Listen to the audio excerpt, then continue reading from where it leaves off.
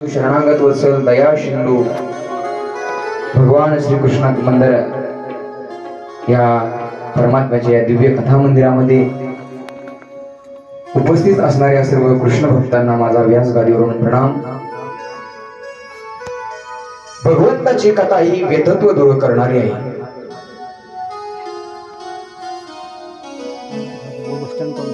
तापलेल्या सर्व तापिष्ट जीवांना शांती प्रदान करून देणारी ही कथा आहे। अनेक साधूंनी, अनेक महात्म्यांनी, अनेक ऋषींनी या कथेचा विचार केला। त्याच कथेचा विचार करण्याची संधी मला प्राप्त झाली। तुम्हाला ऐकाय मिळते हे आपलं परम भाग्य आहे। भाग्योदयेन बहुजन्म समर्जितेन तत्संगमं चलवते पुरुषो यदा वै अज्ञान हेतु कृत मोह मदांधकार नाशम विदाये तदोदयते। चौथा दिवस भगत महाराज 4 दिवस 3 दिवस कसे गेले आनंदामध्ये, आणि चौथ्या दिवसामध्ये आपण पदार्पण करत आहोत। अनेक जन्माचं पुण्य ज्या वेळेस एकत्र येते ना, त्याच वेळेस ही श्रीमद भागवताची गोड दिव्य कथा आपल्याला ऐकायला भेटते। आपलं परम भाग्य आहे। जन्मांतरे भवेत पुण्यम तदा भागवतम लभेत। श्री संत माधव बाबा वारकरी शिक्षण संस्थेच्या वर्धापन दिनानिमित्त गुरुवर्य वैकुंठवासी रामराव महाराज दहिफळे महाराजांच्या 24व्या पुण्यस्मरणानिमित्त हा असं गोड सुंदर निवेदन केलेलं आहे। आदरणीय मृदंग महर्षी, आपल्या भागातला असणारे भूषण पंडित महाराज दहिफळे आणि त्यांचेच छोटे बंधुराज महादेव भाऊ, या दोघही भावाच्या वतीने असं गोड सुंदर आयोजन त्यांनी केलेलं आहे। खरं वास्तविक पाहिलं तर आज मला थोडासा मनामध्ये आनंद वाटला मनाला, कारण की 3 दिवसापासून मला थोडीशी कुठेतरी कमतरता वाटत होती, पण ती आज भरून निघाली। आमच्या मातोश्री असणाऱ्या, मी जरी त्यांचा मुलगा नसलो पण मी नेहमी ज्यांचा आईच मानतो, आमच्या आदरणीय आई असणाऱ्या मुक्ता अक्का, तेही आज कथेला उपस्थित आहेत। आपलं परम भाग्य आहे। मी तर असं म्हणेल, आज जर महाराज आपल्यातून निघून गेले, महाराज जरी निघून गेले असले तरी पण महाराज प्रत्यक्ष स्वरूपांवरून पाहत आहेत। एवढा हा देखणा कार्यक्रम, एवढा अलौकिक सोहळा आपल्या वडिलांच्या उपकारातून काहीतरी उत्तीर्ण व्हावं, केलेल्या उपकाराची जाणीव ठेवावी, या उद्देशाने, संतांच्या उद्देशाने आमचे आदरणीय पंडित महाराजांनी गोड असं निवेदन केलं। कार्यक्रम करण्याची काही गरज नाही त्यांना महाराज, कारण की त्यांच्या हातून दररोज परमार्थ होत आहे। हे सर्व विद्यार्थी, आमचे छोटे छोटे बाल, सर्व त्यांच्या हातून वारकऱ्याची सेवा घडतच आहे। पण काहीतरी आपल्या वडिलांनी आपल्यावर उपकार केलेत, त्या उपकाराची जाण ठेवली पाहिजे। एक कृतज्ञतेचा सोहळा म्हणून दरवर्षी महाराज 1 दिवसाचा कार्यक्रम करतात, पण या वर्षी महाराजांनी ठरवलं आपल्याकडून काहीतरी भगवत चिंतन, नामचिंतन अधिक घडावं, याकरता गोड असं सुंदर कमी दिवसामध्ये, कमी वेळामध्ये कार्यक्रमाचं नियोजन केलं। आणि त्या कार्यक्रमामध्ये माझ्यासारख्या एका विद्यार्थ्याला, पामराला या ठिकाणी या व्यासपीठावर कथा करण्याचं भाग्य लाभलं। मी तर सुरुवातीलाच बोलून गेलो, कारण की कथा करणं कोणाचंही काम नाही।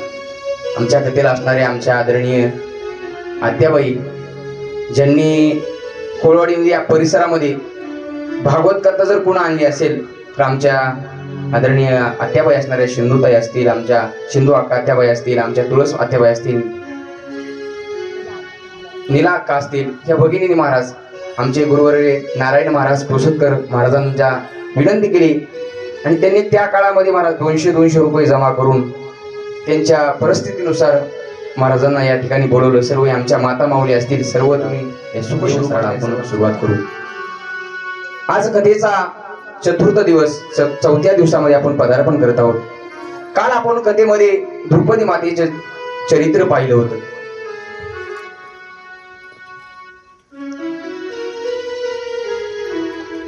द्रौपदीचं चरित्र पाहिलं। महाराज स्वतःची तिचे 5ही मुलं मिली, अश्वत्थाम्याने 5ही मुले मारली, पण ज्यावेळेस त्या अश्वत्थाम्याने ब्रह्मास्त्र सोडून ब्रह्मास्त्र सोडलं महाराज कुणावर?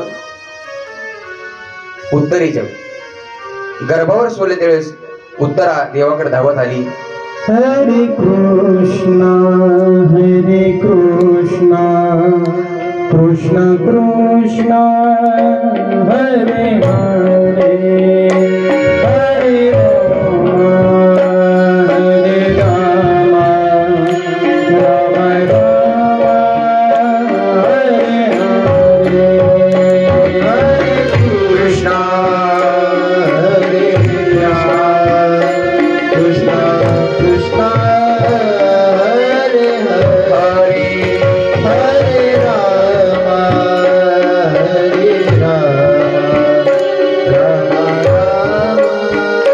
राम हरे हरे हरे कृष्ण कृष्ण कृष्ण हरे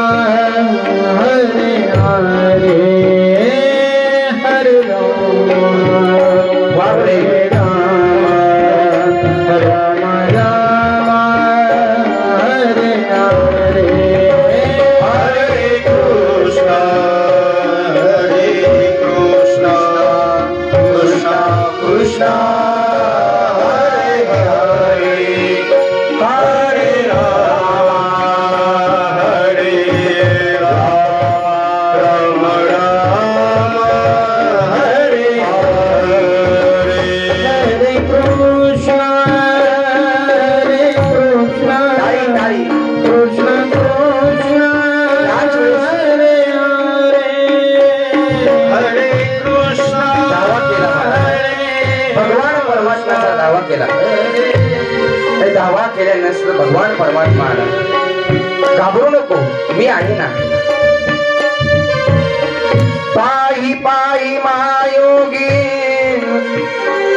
देव देव जगत्पते नान्यं त्वद्भयं वस्य यत्र मृत्यु परस्परम. कृष्णाचा धावा. हरे कृष्ण कृष्ण कृष्ण हरे हरे हरे राम राम राम हरे हरे हरे कृष्ण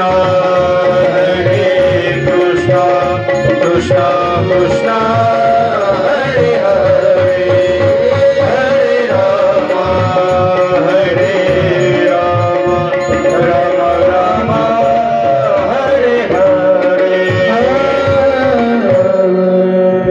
भगवान परमात्म्याने महाराज अंगठे एवढं रूप धारण केलं आणि अंगठे एवढं रूप धारण करून महाराज उत्तरेच्या गर्भामध्ये गेला आणि परीक्षित राजाचं रक्षण केलं. त्याच वेळेस महाराज भगवान परमात्मा निजधामाला निघाले वेळेस कुंती माता भगवंताच्या सन्मुख जवळ आली. अरे देवा, तू जर नसतास तर आमचा कुरुवंश आज समाप्त झाला असता. तू आमचा सांभाळ केलास, आमच्यावर कृपा केलास, तू आम्हाला वाचवलंस. म्हणून कुंती माता दोन्ही हात जोडून देवापुढे विनवणी करते, अश्रू गाळते. त्याच वेळेस भगवान म्हणतो, आत्या, अगं तू आत्या आहेस ना माझी, मी तुझा लहान आहे. त्याच वेळेस कुंती माता म्हणते, देवा तुमचा अधिकार फार मोठा आहे. कुंती मातेने भगवंताची गोड अशी स्तुती केली. आपल्याकडे आज वेळ कमी असल्यामुळे आपल्याला धावपळ करावं लागेल. भगवंताची महाराज कुंती मातेने 26 श्लोकामध्ये स्तुती केली. कृष्णाय वासुदेवाय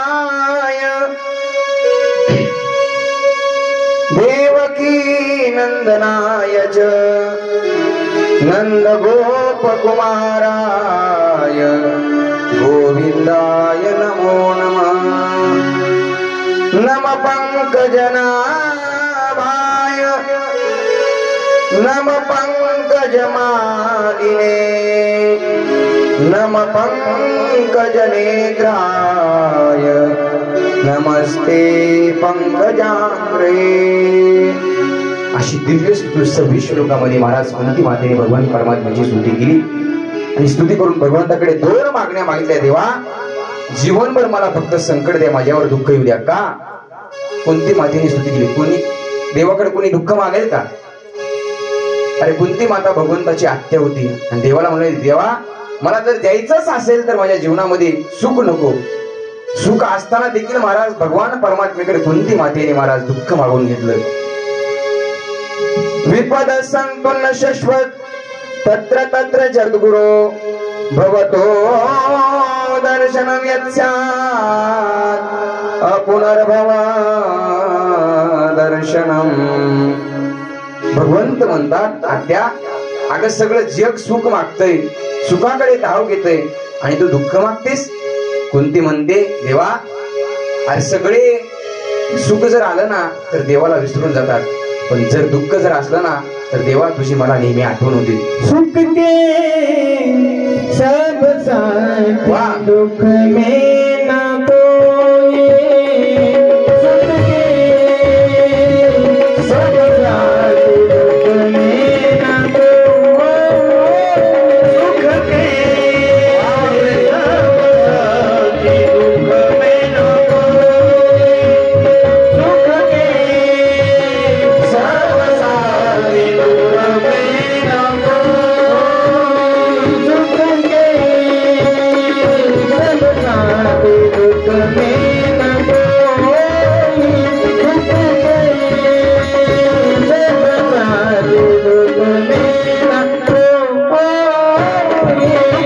दुख में ना कोई. सब साथ दुख में ना कोई. सब साथ दुख में ना कोई. मेरे राम तेरे नाम, मेरे नाम, मेरे श्याम तेरे नाम, तेरे नाम.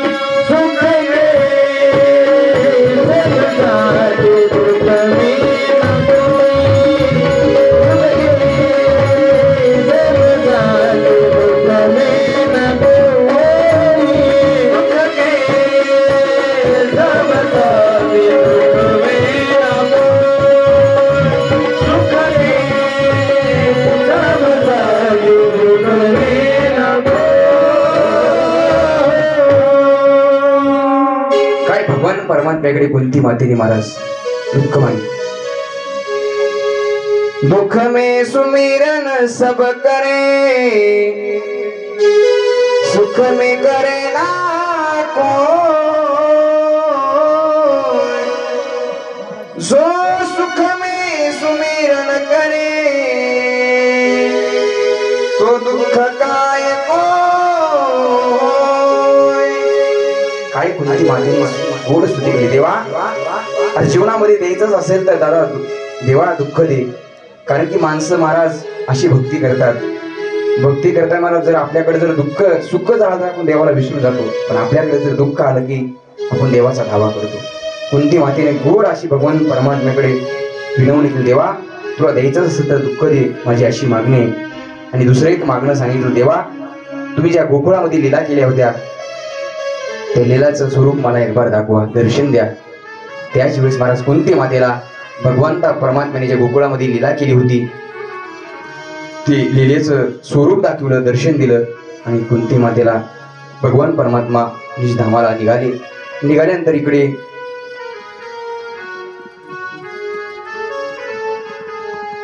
युधिष्ठिर चिंतित पडले. त्यांच्या चेहरा त्यांचा युधिष्ठिरांचा चेहरा हे झालेला आहे, सम्राट झालेले, राज्यगादीवर बसलेले युधिष्ठिरजी. आणि मग राज्यगादीवर बसले असताना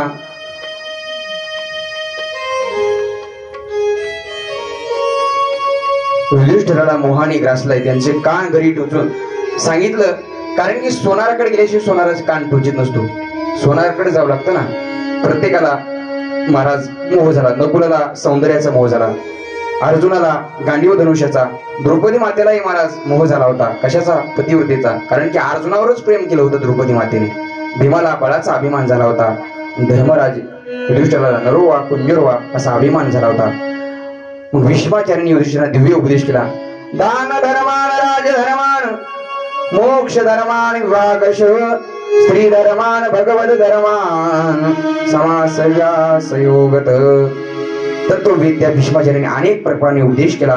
दान धर्म काय, राजधर्म काय, मोक्ष धर्म काय, स्त्री धर्म काय, भगवत धर्म काय, अशा वेगवेगळ्या संक्षेपाने विस्तारपूर्ण वर्णन करून बरोबर धर्म अर्थ काम मोक्ष हे 4 पुरुषार्थ हे प्राप्तीचे साधन सांगितले. आणि मग भीष्माचार्याने सांगितलं माझी एकच इच्छा आहे. कारण भीष्माचार्य इच्छामरणी होते ना, इच्छामरणी होती भीष्माचार्य. भगवान परमात्मा ज्यावेळेस माझ्या समोर येईल तेव्हा मला मरण आलं पाहिजे. भीष्माचार्याला वरदान दिलं होतं महाराज त्यांच्या वडिलांनी, तू इच्छा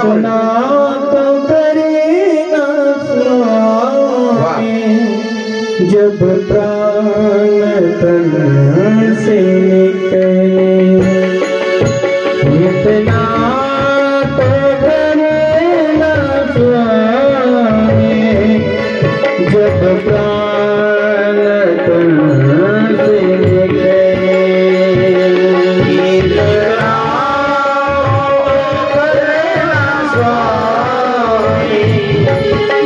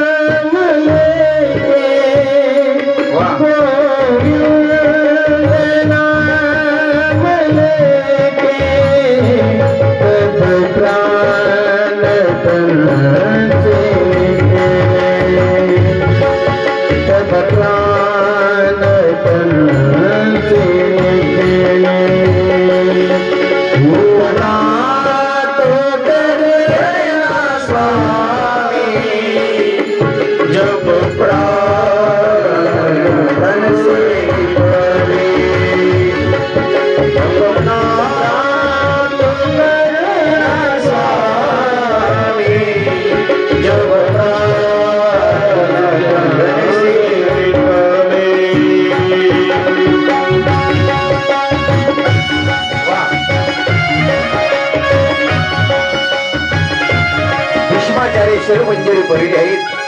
जगाचा मालक त्यांच्या समोर उभा आहे.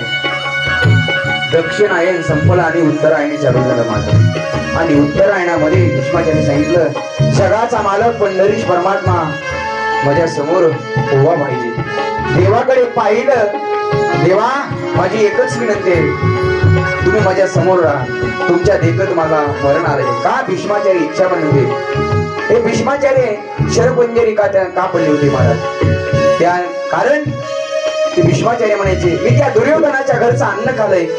त्या दुर्योधनाच्या घरचं अन्न खाल्लंय. त्या अन्नाच्या खाल्ल्यामुळे माझ्या एक रक्ताचा थेंब बाहेर पडला पाहिजे. देवाला धावा करू लागलो. देवा श्री गंगा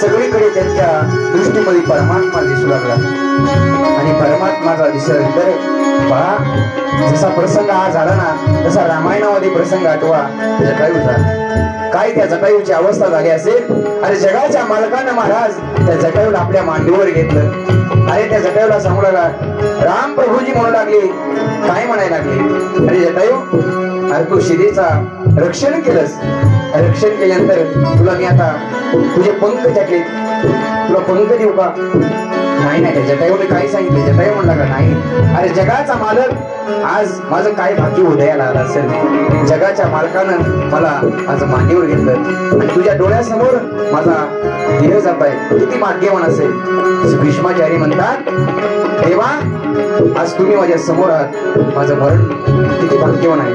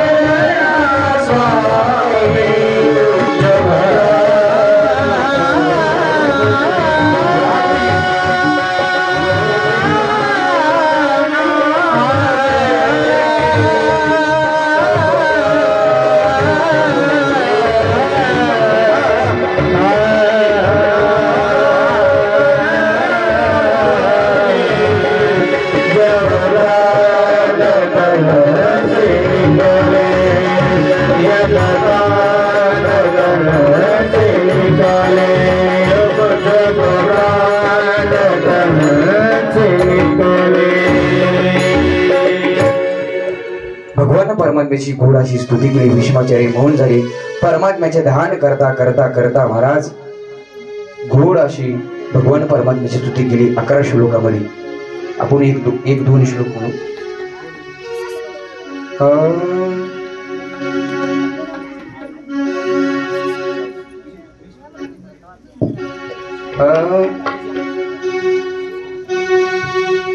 इतिमति रूप कल्पिता वितृष्णा भगवती सात्वत पुंगवे पुण्ये स्वसुखमुपगते क्वचित् हरतु प्रकृतिमुपैषु यद्भव प्रभा त्रिभुवनगमनं तमालवर्णं त्रिभुवनगमनं तमालवर्णं रविकर गौरपरं ददाने वपुराप्तानाब्जं विजयसकेरतुमेस्तनवत्या विदुरगरजो विदुम्र विश्वं कचुरवितश्रमवायं कुतासे मम निशिशतैर् विद्यमानं क्वचित् सद्भवति कृष्णनामा अशी 11 श्लोकामध्ये भगवान परमात्म्याची स्तुती केली आणि स्तुती केल्यानंतर देहाचा संपूर्ण त्याग केला आणि भगवंताच्या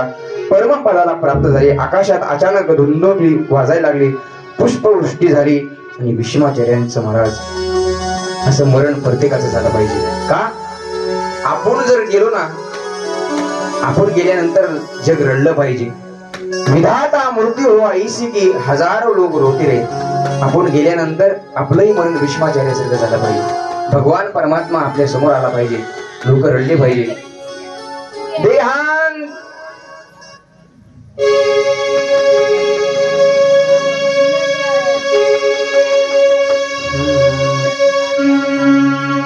देहांत काले तुम सामने हो मुरली बजाते मन को लुभाते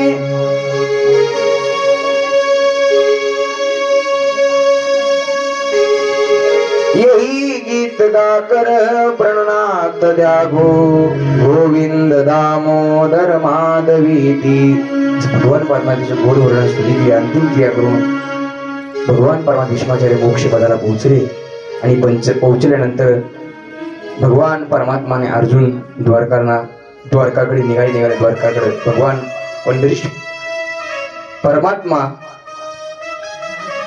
आणि अर्जुन हे द्वारकेला निघाले. पण निघाल्यानंतर शौनकाने सुतांना विचारतात, महाराज तुम्ही उत्तरेच्या गर्भाचं रक्षण केल्यानंतर केलं, म्हणजे परीक्षित राजाचा जन्म कसा झाला ते आम्हाला सांगा ना. मग परीक्षित राजाची जन्माची कथा आपण सांगितली. समोरपर्यंत बाळाचा जन्म झाला महाराज परीक्षित राजांचा. आणि परीक्षित राजाचा जन्म झाल्यानंतर ब्रह्माने जात कर्म संस्कार केला आणि परीक्षित राजाचं नाव महाराज विष्णुरात असं ठेवलं. पुन्हा ब्रह्मणाने परीक्षित राजाचं नाव विष्णुरात ठेवलं. विष्णुरात कुणाला म्हणतात? अरे भगवंताने स्वतः रक्षण केलं ना महाराज. अश्वत्थाम्याच्या अस्त्रापासून ब्रह्मास्त्रापासून महाराज भगवंताने रक्षण केलं. सगळे जण महाराज त्या मुलाला पाहण्याकरता येत होते. तो विष्णुरात सगळ्याकडे पाहायचा आणि ज्यांनी माझा सांभाळ केलाय तोच दिसत नाही, कुणाला पाहू. सगळ्याकडे पाहायचा पण महाराज तो जगाचा मालक काही दिसत नव्हता. चहूबाजूला शोधत होता, सगळीकडे पाहत होता, म्हणून त्याचं नाव परीक्षित पडलं महाराज. दिवसागणी दिवस जात बाळ वाढत होतं आणि युधिष्ठिरांनी भीमाला विचारतात, आज ज्यावेळेस अर्जुनाने भगवान परमात्मा द्वारकेला गेले होते, अर्जुन कसा आला नाही. चिंता वाटायला लागली, अर्जुनाला काय झालं. सगळी इकडे काळजी करायला लागली. देवाच्या मूर्तीकडे पाहिलं, देवाच्या मूर्ती रडायला लागल्या. पुष्पक नावाचा तारा आकाशात दिसत आहे. सगळेजण चिंता करायला लागले. गता सप्त धुनामासा भीमसेन तवानुज नायेती कस्य वा येतो नाहं वेदे मंजसा. 7 महिने झाले अर्जुन आलेला नाही. जर यायचं नव्हतं तर संदेश का पाठवला नाही, अशी चर्चा प्रत्येक सगळी चिंता करू लागली. पाहताच नाही सगळे पांडव. त्याच वेळेस महाराज अचानक अर्जुन तिथे आला आणि आल्यानंतर अर्जुनाचा चेहरा पाहिला. अरे अर्जुना, रडायला का लागला सांग ना. काही तू तिथे गोहत्या तर झाली नाही ना द्वारकेमध्ये? ब्राह्मणाचा वध झाला नाही ना? काही तुझ्याकडून काही पाप तर केलं नाही ना? नाही अर्जुन म्हणू लागला, युधिष्ठिरजी माझ्याकडून काहीच केलं नाही. मग काय झालं रडायला? सांगू लागला, आपला भगवान परमात्मा जगाचा मालक भगवान कृष्ण परमात्मा आपल्याला सोडून गेला. जसं ही वार्ता ऐकली त्याच वेळेस महाराज कुंती मातेने भगवान परमात्मा गेला म्हणल्याबरोबर कुंती मातेने महाराज देह ठेवला. काय मरण असेल महाराज, जगाचा मालक कृष्ण परमात्मा गेल्या म्हणल्याबरोबर मरण यावं, काय भक्ती असेल. आपल्याला जर कोणी सहज बोलत आपल्याला काहीच वाटत नाही, पण कुंती मातेने महाराज भगवान परमात्मा निज धामाला गेल्यानंतर लगेच महाराज कुंती मातेने देह ठेवला. त्याच वेळेस विदुषच्या पायावर टेकू ठेवलं. दादा अनर्थ घडला. वंचितो महाराज हरिना बंद रूपिना एन मेह पुत तेजो देव विस्पापणम. दादा आपण प्रिय प्रभू वंचित झालो, परमात्मा आपला निघून गेलेला आहे. मग त्याच वेळेस महाराज परीक्षित राजाला गादीवर बसवलं आणि बसवल्यानंतर महाराज परीक्षित राजाचा विवाह ठरला. उत्तराची कन्या इरावतीशी परीक्षित राजाचं लग्न झालं, विवाह झाला आणि त्याला 4 मुलं झाली. परीक्षित राजाला पहिला जो मुलगा होय जन्मजे. एक दिवस असं झालं, आता हे परीक्षित राजांना तुम्हाला आपली सगळी आपलं हे सर्व सृष्टी आहे, या सृष्टीमध्ये फिरलं पाहिजे. कारण का राजा होता ना परीक्षित राजा, आणि तो मग आपली सगळी प्रजा पाहण्याकरता निघाला. निघत असताना त्याला एक दृश्य, एक बैल आणि एक गाय. गाय म्हणजे पृथ्वी आणि बैल म्हणजे धर्म. त्या धर्माचे 3 पाय तुटलेले आहेत आणि ती बैल सांगू लागला, धर्म सांगू लागला, कारण की या कलियुगामध्ये म्हणजे 3 पाय तुटले. का? सत्य, तप, दया, शौच राहिलं नाही. कलियुगामध्ये फक्त दानच राहिले. ती गाय ही सांगू लागली, हे कलियुग मारत आहे. त्याच वेळेस राजा परीक्षिताने हातामध्ये तलवार घेतली आणि तलवार घेऊन महाराज त्या कलीच्या मागे लागला. त्याच वेळेस तो कली परीक्षित राजाला शरण आला. मला मारू नका, मला मारू नका, मारू नका म्हणजे तो. पण महाराज राजा हे परीक्षित होता ना, सार्वभौम राजा होता.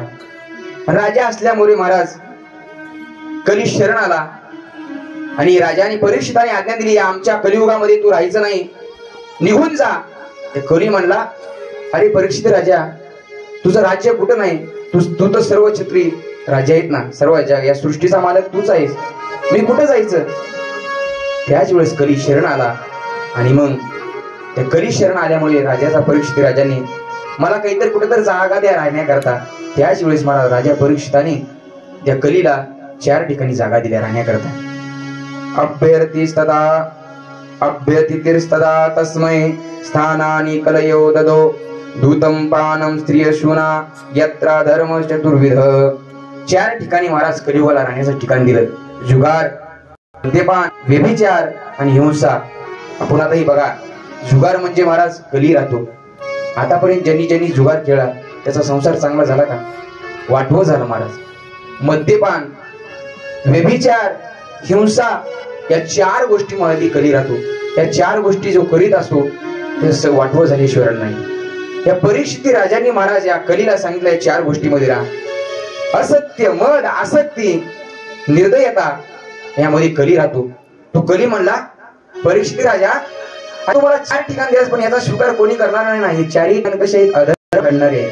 मला एखादं चांगलं ठिकाण द्या ना. चांगलं ठिकाण द्यावेळेस कली राजाने एक ठिकाण दिलं. कोणचं? सुवर्ण, सोन्यामध्ये देखील कली राहतो महाराज. म्हणून जास्त सोनं पाहिजे नाही. म्हणत नाही सोनं देऊ नका, पण आपण जर अधर्माने जर कोणाचं सोनं घेतलं असेल, काही काम अधर्मानं पाप केलं असेल, ते आपल्याला भोगल्याशिवाय राहणार नाही. म्हणून माणसानं नीतीने कमवायचं. अर्धीच भाकर खायची पण आपल्या हक्काची खायची. लोकांचे मुंडके मोडायचे आणि धनसंपत्ती कमवायची, इकडे दान करायची, ही काहीच उपयोग होणार नाही. म्हणून जुगार, मद्यपान, व्यभिचार, हिंसा आणि सुवर्ण या ठिकाणी कलीला राहण्याची जागा दिली. कलीने विचार केला, राजाने तर आपल्याला स्वर्णामध्ये जागा दिली, दिल्यानंतर मग आपण काय केलं पाहिजे? त्याच वेळेस त्या कलीने त्या परीक्षित राजाच्या महालामध्ये एक जरासंधाचा सोन्याचा मुकुट होता, त्या मुकुटामध्ये प्रवेश केला. आणि मुकुटामध्ये प्रवेश केल्यानंतर एके दिवशी राजाला वाटलं आपल्या राजा नगरीमध्ये चक्कर मारावी. आपल्या सगळं चक्कर मारण्याकरता तो निघाला. राजनगरीमध्ये निघाल्यानंतर जंगलामध्ये राजा परीक्षित सर्व शिपाई निघाल्यानंतर एक दिवशीचा प्रसंग असा घडला. राजा परीक्षिताचे आणि तिचे जे सेवक होते आतुर झाली, भेट आतुर झाली. दोघांचा विभिन्न ठिकाणी भेट झाली. भेट झाल्यानंतर महाराज राजा एकीकडे आणि शिपाई एकीकडे झाल्यानंतर असाच राजाला भूक लागली. आणि भूक लागल्यानंतर मग त्या जंगलामध्ये शमिक नावाचा, शमिक जे ऋषी होते ना, त्यांचा आश्रम होता. त्या आश्रमाजवळ गेले. राजा परीक्षित गेला. अरे, या जगाचा, या सृष्टीचा राजा मी आहे आणि समाधी लावून बसला. अरे राजा, काय सन्मान, मान सन्मान केला पाहिजे ना, केला नाही का? त्या जरासंधाचा मुकुट परीक्षित राजाने घेतला होता आणि त्या मुकुटामध्ये कलीने प्रवेश केला होता. मग त्या शमिक ऋषींच्या आश्रमामध्ये शमिक ऋषी समाधी लावून बसले होते. त्या राजा परीक्षिताने काय केलं? मेलेला सर्प तिथं होता, आपल्या बाणाच्या टोकावर घेतला आणि शमिक ऋषीच्या गळ्यामध्ये टाकला आणि शमिक ऋषी निघून गेले. त्याच वेळेस महाराज शमिक ऋषीचा जे शिष्य होते त्या ठिकाणी आला. घडलेला प्रकार पाहिला आणि घडलेला प्रकार पाहिल्यानंतर तो धावतच गेला. कौशिक नदीकडे गेला. त्यांचा पुत्र तिथे स्नान करीत होता, शृंगी. आणि शृंगीला सांगितलं, अरे अरे आपल्या बाबाच्या गळ्यामध्ये कुणीतरी मेलेला साप टाकलाय. असं सांगितल्या बरोबर महाराज शृंगीला राग आला आणि शृंगीने कौशिक नदीमधलं पाणी हातामध्ये जल घेतलं आणि संकल्प केला, ज्यांनी कोणी माझ्या वडिलांच्या गळ्यामध्ये साप टाकलाय तो आजपासून 7व्या दिवशी मृत्यू पावेल. साप दिला महाराज, तक्षक नावाचा साप चावेल. त्याच वेळेस महाराज हे शमिक ऋषींचा मुलगा शृंगी आणि शिष्य झाले आणि रडू लागले. रडता रडता रडता पाहिलं शमिक ऋषींची समाधी मुंग झाली. का रडता? घडलेला प्रसंग पाहिला, कोणीतरी साप टाकला, शमिक ऋषींनी समाधी लावली आणि कुणी नाही. आणि आपला जगाचा मालक, आपल्या सृष्टीचा मालक, आपल्या प्रजेचा मालक परीक्षित राजा आहे, त्याच्याकडून चुकून हे घडलं गेलं, तो शाप द्यायला नव्हता पाहिजे. त्याच वेळेस शमकजीने सांगितलं त्यांच्या शिष्याना, गौरव त्या शिष्याचं नाव आहे, त्या गौरवला सांगितलं, राजा परीक्षित राजाला सांगा तुला शाप लागलाय. इति गीतं मर्यादं तक्षक सप्तमे हनी दक्षन्ति स्म कुलांगारं चोदितो मे तद्रुहं. कुलाल कंक असणाऱ्या परीक्षिता, तू माझ्या विजेचा अपमान केलाय. माझ्या शापाने तुला आजपासून 7 दिवसांनी सर्पदंश करेल. एवढं बोलून शुंग आपल्या पितेजवळ आले. गळ्यातली साप काढला आणि परीक्षित राजाला सांगितलं, तुझ्याकडून एवढा मोठा अनर्थ घडलाय. एक साधूच्या गळ्यामध्ये मेलेला सर्प टाकलास. तुला शाप दिलाय त्यांच्या पुत्राने. 7 दिवसामध्ये तुझं मरण जवळ आलेलं आहे. तुला मरावं लागणार आहे. ज्यावेळेस परीक्षित राजाने ते जरासंधाचा टोप घातलेला होता, तो टोप काढला आणि जमिनीवर काढून ठेवला. त्याची बुद्धी लगेच बदलली. अरे माझ्याकडून काय आज अनर्थ घडला, काय अनर्थ घडला. दुःख मानू लागला. मी कराय गेलो काय, झालं काय. सहज फिरण्याकरता राजा प्रजेमध्ये गेलो, हे पाप माझ्या हातून घडलं. लगेच महाराज परीक्षित राजाने सर्वस्वचा त्याग केला आणि परीक्षितचा जो मुलगा होता ना, पहिला जन्मजे, त्याच्याकडे सर्व कारभार दिला. आणि कारभार दिल्यानंतर ते अरण्य सगळे जंगलाकडे निघाला. सर्वस्वचा त्याग केला. का? कारण माणसाचं मरण जवळ आलं की माणसाला काहीच कळत नाही. देवानं माणसाला प्रत्येक, आपण तर मी तर म्हणेल बा, माणसानं प्रत्येकाचं मरण आपल्या डोळ्यासमोर ठेवलं पाहिजे, जगलं पाहिजे. कधी भरोसा आहे काय जिंदगीचा? कधीच काय नाही, कधी काय होईल. त्याच वेळेस परीक्षित राजांना कळालं आपला उद्धार झाले, आपला उद्धार केल्याशिवाय नाही, कारण की आपल्याला शाप लागलेला आहे. त्याच वेळेस परीक्षित राजा निरोप घेतो आणि जंगलाकडे निघाला. निघाल्यानंतर काय झालं महाराज, सगळे संत महंत ऋषींना सगळ्यांना आमंत्रण दिलं. मला शाप लागलेला आहे, माझा उद्धार झाला पाहिजे, मला याच्यातून काहीतरी पर्याय सांगा, मार्ग सांगा. सगळे संत महंत ऋषी आले महाराज.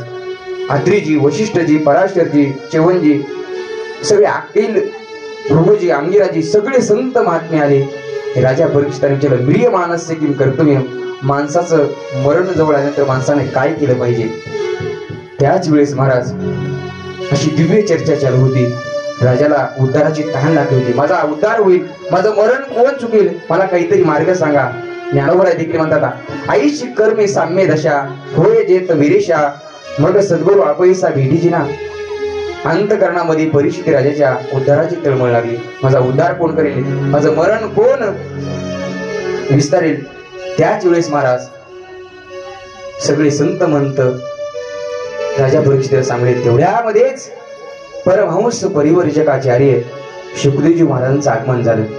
का सांगण्याकरता आले महाराज की परीक्षित हे शुकदेवजी महाराज म्हणजे कोण नाही महाराज, भगवान शंकराचे अवतार आहे महाराज. काल मी 2 दिवसात कथा सांगितली. हे शुकदेवजी महाराज म्हणजे भगवान शंकराचे अवतार आहे.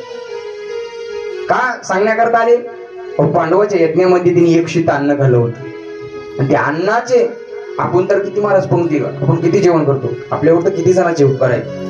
पांडवांच्या यज्ञामध्ये 1 शीत अन्न खाल्लं होतं म्हणून राजा परीक्षिताला 7 दिवस भागवत सांगण्याकरता श्री भगवान परमहंस परिव्रजकाचार्य शुकदेवजी महाराजांचं आगमन झालं. हरि की कथा सुनाने वाले गोविंद कथा सुनाने वाले, हरि की कथा सुनाने वाले गोविंद कथा सुनाने वाले. तुमको लाखों प्रणाम,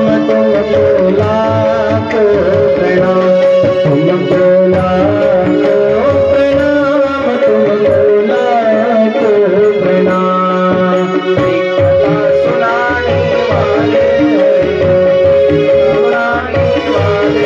तुमको लाखों प्रणाम.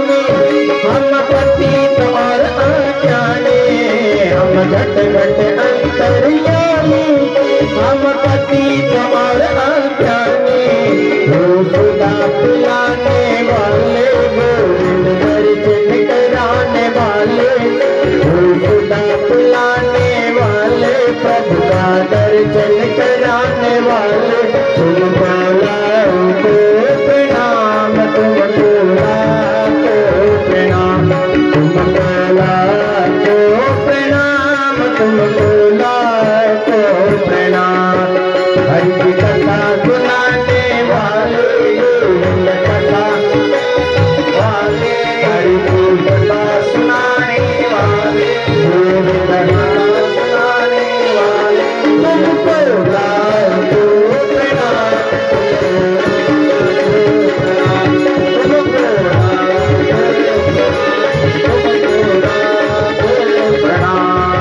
हम लेकर विष का प्याला प्यार ही प्रेम से पाला हम लेकर विष का प्याला प्यार ही प्रेम से पाला वो कथा सुनाने वाले प्रभु का दर्शन कराने वाले वो कथा सुनाने वाले प्रभु का दर्शन कराने वाला तुमको लाखों प्रणाम तुमको लाखों प्रणाम तुमको लाखों प्रणाम तुमको लाखों प्रणाम हरि की कथा गोविंद कथा हरि की गोविंद कथा सुनाने वाले तुमको लाखों प्रणाम तुमको लाखों प्रणाम तुमको लाखों प्रणाम हम घट घट अंतरयामी हम पति तार अज्ञानी हम घट घट अंतरयामी हम पति तार अज्ञानी हो कथा चलाने वाले गोविंद दर्शन कराने वाले हो अमृत पिलाने वाले गोविंद दर्शन कराने वाले तुमको लाखों प्रणाम तुमको लाखों प्रणाम तुमको लाखों प्रणाम तुमको लाखों प्रणाम तुमको लाखों प्रणाम भगवान परमहंस परिव्राजकाचार्य शुकदेव महाराजांचं आगमन झालं.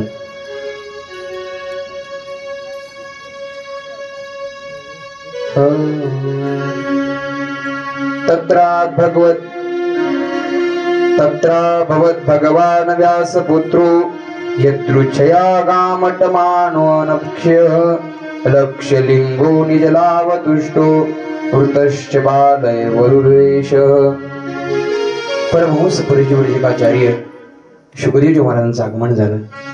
ज्यावेळेस अश्वत्थाम्याने ब्रह्मास्त्र सोडवतं अस्त्र रूपाने भगवान परमात्माला, त्याच वेळेस परीक्षित राजा म्हणतात माझं मरण मंगलमय करण्याकरता शुकदेव रूपी महाराज वाणीच्या रूपाने या ठिकाणी आले.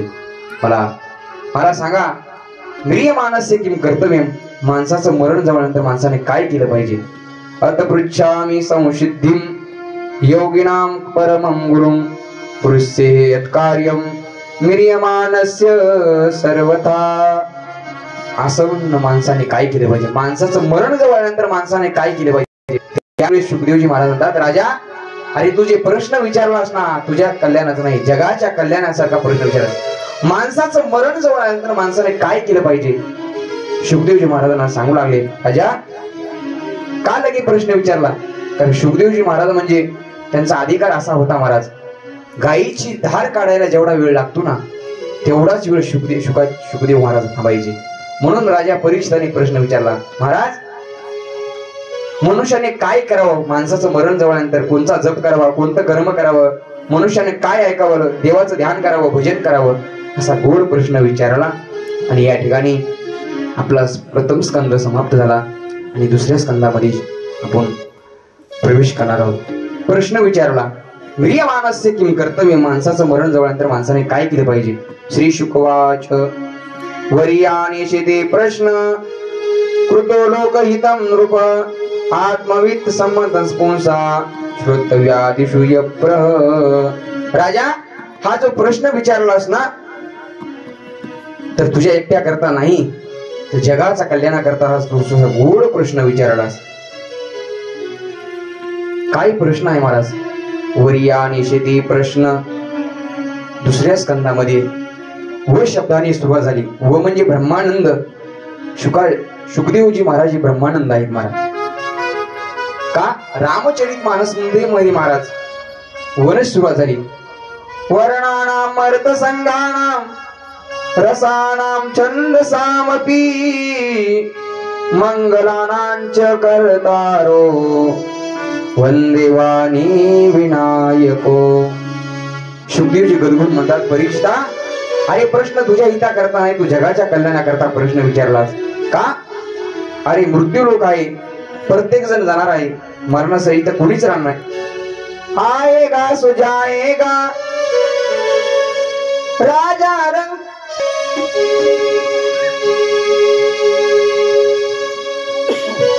आएगा सो जाएगा राजा रंग फकीर. एक सिंहासन चले एक बांधी जंजीर. नाथ ज्ञानोबा तिकडे म्हणतात, उपजेते नासे नाशे ते पुनरपी दिसे, ही घटिका यंत्र जैसे परिभ्रमिका. प्रत्येकाला जावं लागणार आहे, कारण मरण हे प्रत्येकाला ठरलेलं आहे, कोणीच की जिंदगानी एक रोज सबको जाना. कुछ पल की जिंदगानी एक रोज सबको जाना. बरसों के तू क्यों सोचे, पल का नहीं ठिकाना. बरसों के तू क्यों सोचे, पल का नहीं ठिकाना. तू सोचे पल का ठिकाना.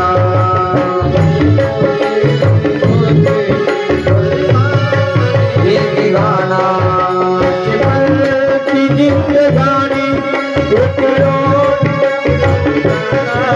कुछ पल की जिंदगानी एक रोज सबको जाना.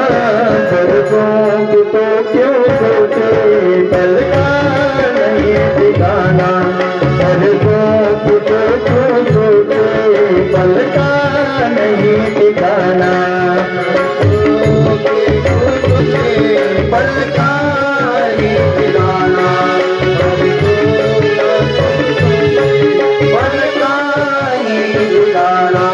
मन है हरि का दर्पण, मन में मुझे बता ले. करके तू बर्बाद से कुछ पुण्य धर्म कमा ले. वरदान और धर्म, वरदान और धर्म तो प्रभुता अगर पाना. नरकों की तो क्यों सोचे, पल का नहीं ठिकाना. नरकों की तो क्यों सोचे, पल का नहीं ठिकाना. बरसों पल का नहीं ठिकाना. पल का नहीं ठिकाना. मन मन के कोने अपने तन को जो निकारा. पितरों की कुछ तो से को शरीर सारा. काया ये बात ये बताना भूलाना. बरसों की तो क्यों सोचे, पल का नहीं ठिकाना. बरसों की तो क्यों सोचे, पल का नहीं ठिकाना.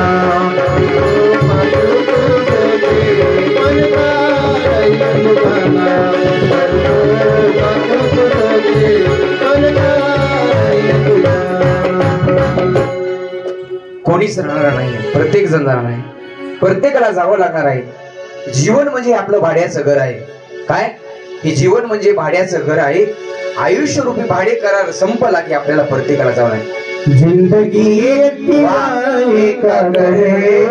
वाह गुरुजी. जिंदगी एक किराए का घर है. वाह वाह. एक न एक दिन बदलना पड़ेगा. जिंदगी एक किराए का घर है. जिंदगी एक किराए का घर है. एक न एक दिन बदलना पड़ेगा. एक न एक दिन बदलना पड़ेगा. जिंदगी एक किराए का घर है. जिंदगी एक किराए का घर है. एक ना एक दिन बदलना पड़ेगा. एक ना एक दिन बदलना पड़ेगा.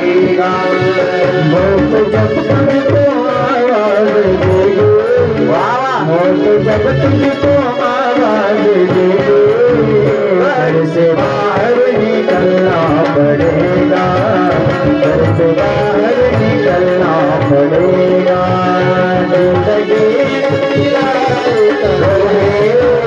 जिंदगी का किराए का घर एक ना बदलना पड़ेगा।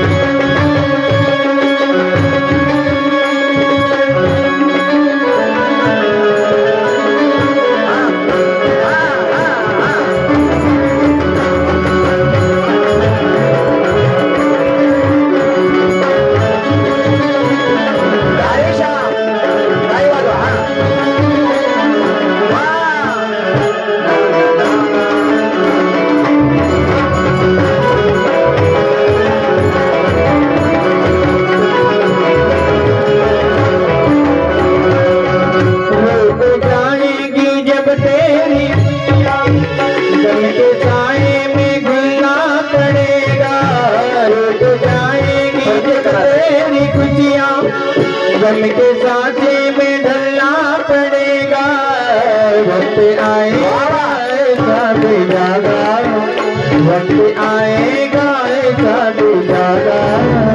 तुझको काटो तो चलना पड़ेगा, तुझको काटो तो चलना पड़ेगा, तुझको काटो तो चलना पड़ेगा।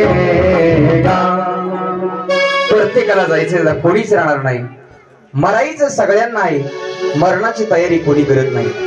जेवढी लांबची यात्रा असेल ना तेवढी माणूस तयार होतो. तसं मरण आपलं जवळ आहे ना, कधी येईल सांगता येत नाही. तयारी केली पाहिजे. का हे दिवस आपण खाण्यात पिण्यात घालतो. कबीरदास महाराज म्हणतात, रात गवाई सोय की दिवस गवाया खाय, हीरा जन्मो अनमोलता कवडी बदले जाय.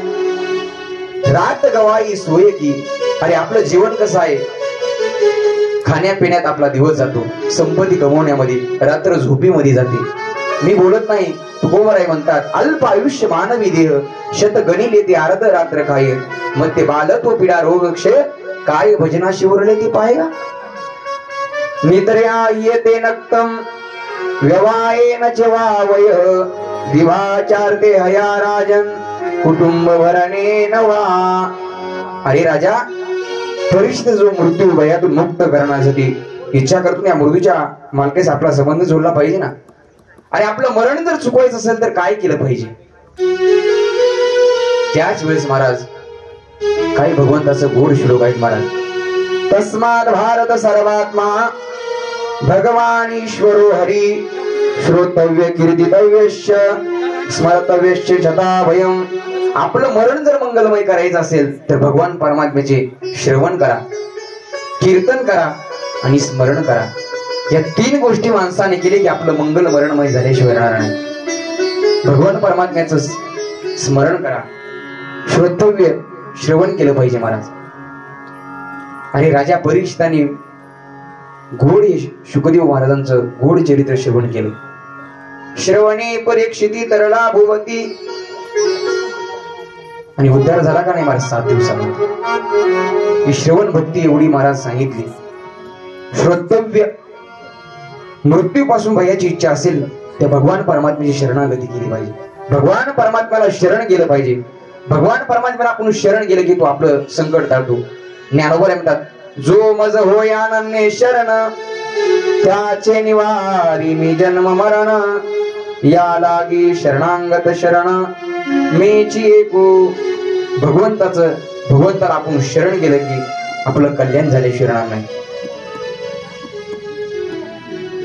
आपलं मन जर देवाकडे लागत नसेल तर संतांना विनंती करायची, देवा माझे मन लागो तुझे चरणी, संसार व्यसनी पडोनी.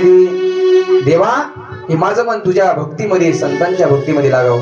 देवाकडे आपण अशी मागणी करायची, श्रोतव्य श्रवण करायचं, भगवान परमात्म्याचं कीर्तन करायचं. कीर्तन म्हणजे कंबर बांधून फेटा बांधून याला कीर्तन म्हणतात. कीर्तन तर आहेच ते, देवाचं गुण संकीर्तन, लीला संकीर्तन, स्वरूप कीर्तन, देवाचं गुण गायचं, देवाचं नामचिंतन करायचं, नामस्मरण करायचं, हे कीर्तन आहे महाराज. देवाचं स्मरण करायचं, देवाला ध्यान करायचं. देवाचं स्मरण केलं ना, भगवान परमात्मा आपल्या अंतःकरणामध्ये विराजमान झाल्याशिवाय नाही. राम राम स्मरादी लावू करा घाट घाला मुळवंदी, सांडा वाहू घ्या उपाधी लक्ष लावून राहा गोविंदिगा. परीक्षित राजा म्हणतो, महाराज तुम्ही तर सांगितलं माझं मरण 7 दिवसात आहे, माझा उद्धार होईल का? त्याच वेळेस महाराज परमहंस परिवर्तिताचार्य शुकदेव महाराज त्यांना कथा सांगतात. एक खटवांग नावाचा राजा, खटवांगो नाम राजर्षी ज्ञात्वेयत्तामि आयुषु मुहूर्तात सर्वमुत्सृज्य गतवान भयम हरी. अरे राजा तुझं तर मरण 7 दिवसात आहे. पण ते राजा खटवांग राजा किती एक तास उरला खटवांगरायाचे, एक तास उरला खटवांगरायाचे, एक तास उरला खटवांगरायाचे, एक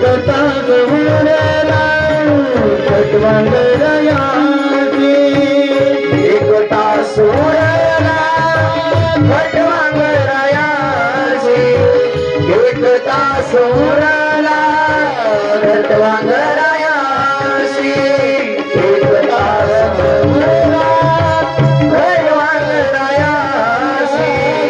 एक तास उरला खटवांगरायाचे, एक तास उरला खटवांगरायाचे, एक तास उरला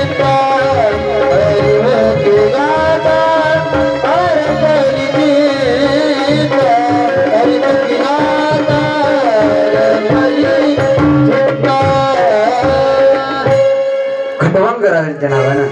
राजाने महाराज एका घडीमध्ये आपला एका तासामध्ये उद्धार करून घेतला. हा खटवांग राजा कोण आहे महाराज? सूर्यकुळामध्ये असणारा खटवांग राजा.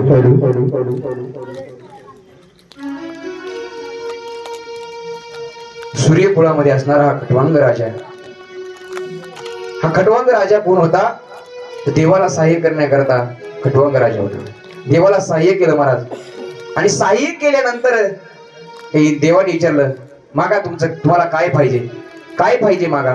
त्याच वेळेस खटवांग राजाने सांगितलं, माझं आयुष्य किती राहिले मला तेवढं सांगा. देवाने सांगितलं, तुमचं फक्त 1 तास राहिला. किती? 1 तास राहिला. त्याच वेळेस महाराज खटवांग राजाने सांगितलं, मला कुठं घेऊन जा? अयोध्याला, शरयू नदीच्या तीरावर. देव म्हणू लागले, अरे तू काय वेडा आहेस का खटवांगा? अरे लोक स्वर्गात येण्याकरता खालून इच्छा करतात, आणि तू स्वर्गातून खाली जातो म्हणतो. कारण मृत्यू लोक ही महाराज कर्मभूमी आहे, आणि स्वर्ग भोगभूमी आहे. पुण्य संपलं की महाराज खाली यावं लागतं आपल्याला. खटवांग राजाने सांगितलं, मला अयोध्येला शरयू मातीच्या तीरावर घ्या. का? 4 खाणी जीव जग अपारा आणून त्याचे संसारा. म्हणजे 4 खाणीतला जीव त्या अयोध्या शरयू मातीच्या तीरावर गेला, तर त्याचा उद्धार होतो. 4 कानी कोणत्या? अंड, जारद, स्वेद आणि उद्भिज. या 4ही कानीतला जीव जर तिथं कोणताही जरी गेला, तिथं महाराज त्या अयोध्येच्या तीरावर गेला, ध्यान चिंतन केलं तर त्याला मोक्ष प्राप्त झाल्याशिवाय राहणार नाही. 1 तास उरला खटवांगरा याशी, भाग्य दशा कैशी प्राप्त झाली. असं महाराज. राजा, अरे तुला तर 7 दिवस आहेत, तुझा उद्धार होणार नाही का? 1 तासामध्ये खटवांग राजाने उद्धार करून घेतला. हे परमहंस परिवर्जकाचार्य शुकदेवजी महाराजांनी राजा परीक्षिताला सांगितलं. हे सांगितल्यानंतर पुन्हा नंतर ध्यानाचा योग सांगितला. जितासनो जितश्वासो जितसंगो जितेंद्रिय सुरे भगवतो रूपे मन संधारिद्या. जितासन, तू आसनाला जिंक, प्रणयाचा अभ्यास कर, संतांची संग कर, परमात्म्याचं चिंतन कर, इंद्रियाला जिंक. असं महाराज शुकदेवजींनी राजा परीक्षितीला सांगितलं. आणि भगवान परमात्म्याच्या विराट स्वरूपाचं वर्णन सांगितलं. तो विराट परमात्मा, भगवान परमात्मा कसा आहे? जे पाताळ आहे ना, पाताळ हे भगवान परमात्म्याचे तळपाय आहेत महाराज. भगवान परमात्म्याचे ब्रह्मांड म्हणजे मृत्यू लोक आहे. भगवंताची कंबर म्हणजे महाराज मृत्यू लोक आहे. वरचे 7 लोक, खालचे 7 लोक, अतल, वितल, सुतल, तलातल, रसातल, महातल आणि पाताळ ही खाली भगवंताची खाल्ले 7. आणि वरचे 7 भू, भुव, स्व, मह, जन, तप आणि सत्य हे भगवान परमात्म्याचे वरचे 7. आणि भगवंताचं शीर्षस्थान म्हणजे सत्य लोक आहे. जे 14 भुवनाचं परमात्म्याचं वर्णन केलं का? भगवान परमात्म्याच्या सत्यशिव काहीच चालत नाही महाराज. अरे ज्या आईला मुलगा पाठल्यानंतर तो तिच्या दुधाची उत्पत्ती तोच करतो का नाही? सांभाळही तोच करतो का नाही? कारे नाटविशी कृपाळू देवासी, पोषितो जगासी एकला तो, बाळा दुधा कोण करीत असे उत्पत्ती, वाढवी श्रीपती सवे दोन्ही. भगवान परमात्मा आपला सांभाळ करत असतो. मग परीक्षिती राजाला शुकदेवजी महाराज म्हणतात, 29 फला करता 29 साधना सांगितल्या. ऐका, ज्यांना लक्ष्मीची प्राप्ती करायची असेल त्यांनी काय करायचं? आताच नवरात्र झाली महाराज, भागा का नवरात्र होऊन गेली. आता बरेच माता मावलेल्या आमच्या सर्वांना 9 दिवसाचा उपवास होता. असं सांगितलंय महाराज भागवतामध्ये. लक्ष्मीची प्राप्ती करायची असेल तर दुर्गाची उपासना केली पाहिजे. कारण की लक्ष्मी आहे ना, पैशाची देवता आहे. ज्यांना तेज पाहिजे असेल त्याने अग्नीची उपासना करायची. ज्याला पैसा पाहिजे वसूंची उपासना करा. ज्याला अन्नधान्य भरपूर पाहिजे असेल त्याने आदित्यची उपासना करा. अशा 29 फळा करता 29 साधना सांगितल्या. ज्याला चांगली पत्नी पाहिजे असेल त्यांनी काय केलं पाहिजे महाराज? उर्वशीची उपासना केली पाहिजे. राम महाराज लक्षात राहू द्या आपल्या. ज्यांना अपार संपत्ती पाहिजे त्यांनी वरुण राजाची उपासना पूजा केली पाहिजे. ज्यांना निष्कामता प्राप्त करायची असेल तर भगवान परमात्मा. ज्याला काहीच पाहिजे नाही त्याने जगाचा मालक पंढरीश परमात्म्याची भक्ती करा. आणि ज्याला काय सर्व पाहिजे त्यांनी एकच फक्त भगवान परमात्मा सगळं देतो का? अकामो सर्व कामो वा मोक्ष काम उदारदी, तीव्रेन भक्ती योगेन यजते पुरुषम परम. का?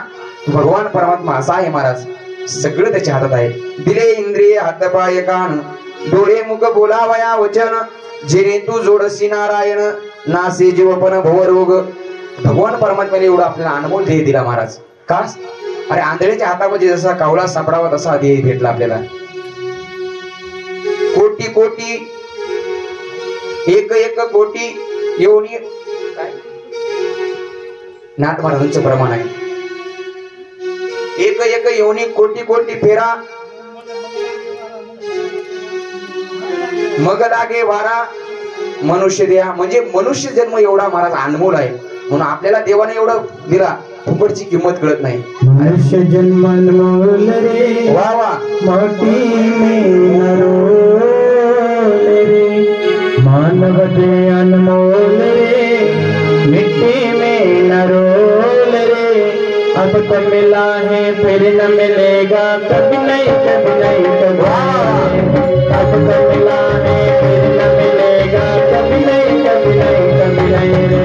मनुष्य देह अनमोल रे, मिट्टी अनमोल रे. मनुष्य देह अनमोल रे, मिट्टी अनमोल रे. अब तो मिला है कभी न मिलेगा, कभी नहीं कभी नहीं कभी नहीं. अब तो मिला है फिर न मिलेगा, कभी नहीं कभी नहीं कभी नहीं. मनुष्य जन्म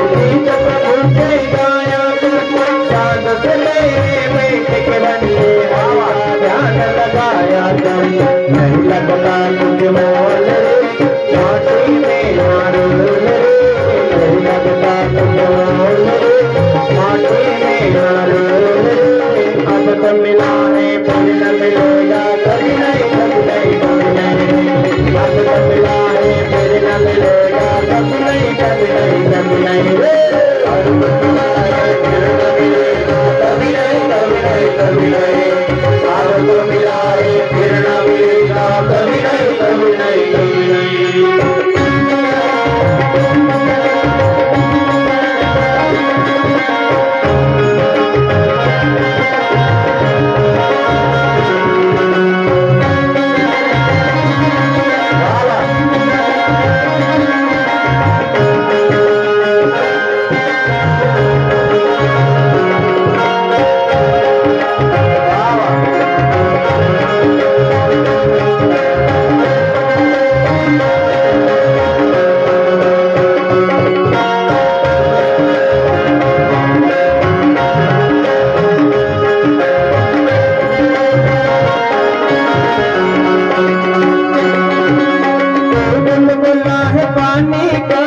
मत करे मान जवानी का तो बुलबुला है पानी का मत करे मान जवानी का नेक कमाई कर ले भाई पता नहीं जिंदगानी का नहीं लगता कुछ मोल रे माटी में ना रोल रे नहीं लगता कुछ मोल रे माटी में ना रोल रे अब तो मिला है फिर न मिलेगा कभी नहीं कभी नहीं कभी नहीं अब तो मिला है फिर न मिलेगा कभी नहीं कभी नहीं कभी नहीं अब तो मिला है फिर न मिलेगा कभी नहीं कभी नहीं कभी नहीं अब तो मिला है फिर न मिलेगा कभी नहीं कभी नहीं कभी नहीं अब तो मिला है फिर न मिलेगा कभी नहीं कभी नहीं कभी नहीं भगवंतानी महाराज मनुष्य जन्म अनमोल रे मिट्टी ना मोल रे अब तो मिला है फिर न मिलेगा कभी नहीं कभी नहीं कभी नहीं रे कभी नाही म्हणतात कबीरदास महाराज पुन्हा नाही म्हणून आपल्याला संधी भेटल्या संधीचं सोनं करा देवाचं नामचिंतन करा भजन करा मनुष्य शरीर प्राप्त होऊन जर देवाचं चिंतन करीत नाही तर दिल दे भजन गुमाता तुम्हें दिल दे भजन गुमाता तेरे दिया ले भजन गुमाता तेरे दिल दे भजन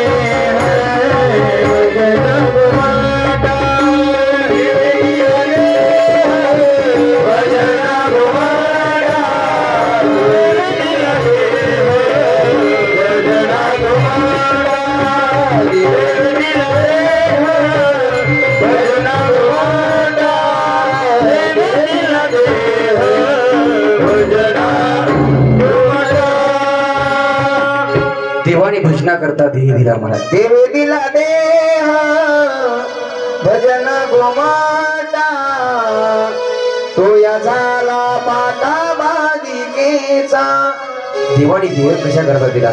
भजन करण्याकरता. ज्या कानाने भगवान श्रीकृष्णाची कथा ऐकली ते कान म्हणजे कान नाही, पशुतुल्य माणसं, कुत्रे, डुकर, उंट, गाढव यांच्यासारखे आपण जर देवाची कथा ऐकली नाही तर. जो मनुष्य भगवान श्रीकृष्णाची कथा ऐकत नाही त्याचे कान म्हणजे महाराज बिळच आहे, बिळ. जी जीभ भगवंताची लीलाचं गायन करीत नाही ती जीभ म्हणजे महाराज बेंडकासारखी डराव डराव करणारी. जे मस्तक भगवंताच्या चरणावर नमत नाही ते आपलं मस्तक नाही. ज्ञानोबा म्हणतात, मोरांच्या अंगी असोसे पिसे आहाती डोळसे परी एकली दिटी नसे तैशी दिगा. भगवंताचं चिंतन केलं पाहिजे, स्मरण केलं पाहिजे. ज्या मनुष्याने भगवंताच्या चरणावर अर्पण केलेल्या तुळशी पत्राचा सुगंध घेतला नाही तो श्वास होत नाही, अजून श्वासरेत श्वास सारखा आहे महाराज. राजा परीक्षिताने प्रश्न विचारला, महाराज शुकदेव महाराज, मग ही सृष्टीची निर्मिती कशी झाली मला सांगा. ही चित्र विचित्र सृष्टी भगवान परमात्म्याने कशी निर्माण केली? कारण भगवान परमात्मा करता धरता हरता परमात्मा आहे महाराज. भगवंताच्या शुकदेवजी महाराज म्हणतात, आपल्या वाचिक शक्तीने आणि बौद्धिक शक्तीने भगवंताचं आपण वर्णन करू शकत नाही. भगवंताची कृपाच व्हावी लागते, त्याच वेळेस आपली भगवान परमात्मा त्यावर कृपा करत असतो. शुकदेवजी महाराजांनी मंगल केलं. पहिले सुरू मंगल का केलं नाही? कारण शुकाचार्यांना मंगल करण्याची गरज नाही ना, ते परम महात्मे मंगलमय महात्मे. 13 श्लोकामध्ये मंगल केलं महाराज. यत् कीर्तनम यत् स्मरणम यत् दीक्षणम यद वंदनम यत् श्रवणम यदारणम लोकस्य सत्यो विदिनोति कल्मषम तस्मै सुभद्रश्रवसे नमो नमः. प्रभूचं ध्यान करून शुकदेवजी म्हणतात, ज्या प्रभूचं कीर्तन स्मरण दर्शन वंदन श्रवण अर्चन करता क्षणी जीवाचे पाप ताप संतात आपण गेल्याशिवाय जाणार नाही. कुणी किती मोठा तपस्वी असू द्या, दानशूर असू द्या, मंत्रवेत्ता असू द्या, पण जर भगवंताची भक्ती करत नसेल त्याच्या तपाला काय व्यर्थ आहे महाराज. किती पापी असू द्या, महापापी असू द्या. किती पापी सांगितले महाराज श्लोक महाराज भागवतामध्ये सांगितलं. किरात होनांध्र पुलिंद पुलकसा आभीर कंका यवना खसादय यन्नेच पापा यदुपाश्रया श्रेया शुद्धंती तस्मै प्रभा विष्णवे नमः. किती सांगितले? किरात हुंद्र आंध्र पुलिंद पुलकस आभीर कंक यवन खस इतक्या अनेक कनिष्ठ जाती सांगितल्या. सर्व शक्तिमान भगवंतांना पुन्हा नमस्कार करता. भगवंता मग आम्हाला ही सृष्टीची उत्पत्ती कशी झाली सांगा ना. त्याच वेळेस महाराज सृष्टीची उत्पत्तीची कथा सांगण्यास सुरुवात केली. एतदेवात् मोहराजन नारदाय विपृच्छते वेद गर्भोभ्य साक्षात यदा हरिरात्मनः. भगवान परमात्म्याची सृष्टीची उत्पत्ती कशी झाली सांगू लागली. भगवान परमात्म्याच्या एकदा भगवान परमात्मा शिजई पोहलेली होती. शांताकारं भुजगशयनं पद्मनाभं विनाशनं. भगवान परमात्म्याची गोड स्तुती केली आणि भगवंताच्या नाभीतून एक कमळ निर्माण झालं. त्या कमळातून माझी निर्मिती झाली ब्रह्मदेवाची. आणि निर्मिती झाल्यामुळे मला 4 मुख, 4 बाजूला पाहिलं आणि 4 बाजूला पाहिल्यानंतर 16वं जे वर्ण अक्षर आहे त आणि 21 वर्ण अक्षर आहे प. त आणि प शब्द माझ्या कानावर पडले आणि सांगितलं, ब्रह्मदेवा तप कर तप कर. त्याच वेळेस महाराज तप करण्याकरता निघलो आणि जगाच्या मालकाने भगवान परमात्माने मला 4 श्लोकामध्ये हे संपूर्ण भागवत सांगितलं. 4 श्लोकामध्ये भागवत आहे. हे 4 श्लोक जर आपण ऐकले ना 18,000 श्लोक ऐकल्याचं फळ आपल्याला भेटतं. म्हणून भगवान परमात्म्याने 4 श्लोकामध्ये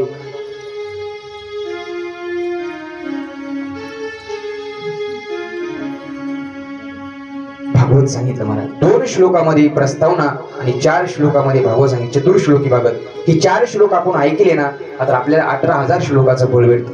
अहमेवा समेवाग्रे नान्यद यत्सद सत्परम पश्चादम यदेतश्च यो वशिष्येते स्वस्म्यहं ऋतेरतं यत् प्रतीयेत न प्रतीयेत चात्मनि तद्विद्यादात्मनो मायां यथा भासो यथात्म यथा महान्ति भूतानि भूतेषुश्चावचेष्वनु प्रविष्टान्य प्रविष्टानि तथा तेषु न तेष्वहम् यतावदेव जिज्ञास्यं तत्त्व जिज्ञासुनात्मनः अन्वय व्यतिरेकाभ्याम यत् स्यात् सर्वत्र सर्वदा।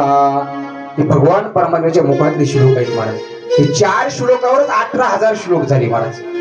4 श्लोकाचा उद्देश ब्रह्मदेवाला केला। भगवान म्हणतो पहिल्या श्लोकामध्ये ब्रह्म सांगितलं, दुसऱ्या श्लोकामध्ये माया, तिसऱ्या श्लोकामध्ये जीव। भगवान म्हणतात ब्रह्मदेवा, अरे सृष्टीच्या अगोदरही मीच होतो, आता पण मीच आहे आणि नंतर पण मीच राहणार आहे। हे रवी सर्वांच्या हृदय देशी, मी अमुका आहे ऐशी, हे बुद्धी स्फुरे हरणीसी।